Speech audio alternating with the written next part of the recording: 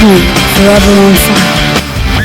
ಬಿಜೆಪಿಯ ತಪ್ಪು ನೀತಿಗಳ ಕಾರಣದಿಂದಾಗಿನೇ ಯೋಧರು ಸಾಯ್ತಾ ಇದ್ದಾರೆ. ಉಗ್ರರ ದಾಳಿಯ ಪ್ರಕರಣ ಜಾಸ್ತಿ ಆಗ್ತಾ ಇದೆ. ಸುಮಾರು 11-12 ದಾಳಿಗಳಾಯಿತು ಇತ್ತೀಚಿನ ದಿನಗಳಲ್ಲಿ. ನರೇಂದ್ರ ಮೋದಿ ಅವರು ಪ್ರಧಾನಿ ಆದಮೇಲೆ 3ನೇ ಬಾರಿಗೆ ಸುಮಾರು 6 ದಾಳಿಗಳಾಗಿದೆ. ಯಾರು ಇದಕ್ಕೆಲ್ಲ ಹೊಣೆ? ಇವರ ದುರ್ಬಲ ನೀತಿಗಳು, ತಪ್ಪು ನೀತಿಗಳೇ ಈ ರೀತಿಯಲ್ಲಿ ಉಗ್ರರ ದಾಳಿಗಳಿಗೆ ಕಾರಣ ಆಗ್ತಾ ಇದೆ ಅಂಥೇಳಿ ರಾಹುಲ್ ಗಾಂಧಿ ಮಾತಾಡಿದ್ದಾರೆ. ಯಾರೆಲ್ಲ ಉಗ್ರರ ದಾಳಿಯಲ್ಲಿ ಮೃತಪಟ್ಟರೋ ಯೋಧರು ಅವರೆಲ್ಲರಿಗೂ ಕೂಡ ಶ್ರದ್ಧಾಂಜಲಿ ಸಲ್ಲಿಸಿದ್ದಾರೆ ರಾಹುಲ್ ಗಾಂಧಿ ಅವರು. ಇದು ಬರೀ ಸಂತಾಪ ಸೂಚಿಸಿ ಸುಮ್ಮನಾಗ್ತಕ್ಕಂಥ ವಿಚಾರ ಅಲ್ಲ. ಜಮ್ಮು ಮತ್ತು ಕಾಶ್ಮೀರದ ಹದಗೆಟ್ಟ ಸ್ಥಿತಿಯ ಸೂಚನೆಯಾಗಿ ಇವೆಲ್ಲವೂ ಆಗ್ತಾ ಇದೆ. ಬಿಜೆಪಿಯ ತಪ್ಪು ನೀತಿಗಳ ಕಾರಣದಿಂದಾಗಿ ಇನ್ನೂ ಎಷ್ಟು ಸೈನಿಕರು ಸಾಯಬೇಕಾಗತ್ತೆ. ಸೈನಿಕರನ್ನ ನಂಬಿಕೊಂಡಂಥ ಕುಟುಂಬಗಳು ಕಣ್ಣೀರಲ್ಲಿ ಕೈ ತೊಳಿತಾ ಇವೆ ಇವತ್ತಿಗೆ.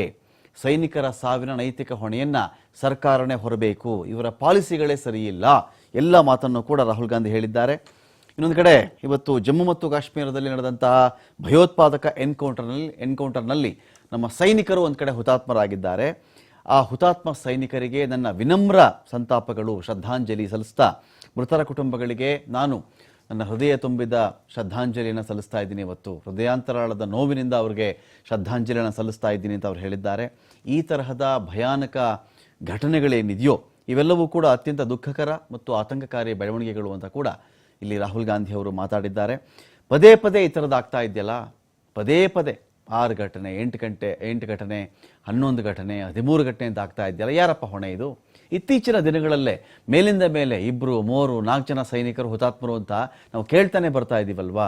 ಇದಕ್ಕೆ ಬಿಜೆಪಿಯ ದುರ್ಬಲ ನೀತಿಗಳೇ ಕಾರಣ ಅಂತ ಹೇಳಿ ರಾಹುಲ್ ಗಾಂಧಿ ಒಂದು ಕಡೆ ಹೇಳಿದ್ದಾರೆ. ಇದೇ ಸಮಯದಲ್ಲಿ ಇಡೀ ದೇಶ ಭಯೋತ್ಪಾದನೆ ವಿರುದ್ಧವಾಗಿ ಒಗ್ಗಟ್ಟಾಗಿ ನಿಂತುಕೊಂಡಿದೆ ಎನ್ನುವ ಒಂದು ಮಾತನ್ನು ಕೂಡ ರಾಹುಲ್ ಗಾಂಧಿ ಅವರು ಹೇಳಿದ್ದಾರೆ.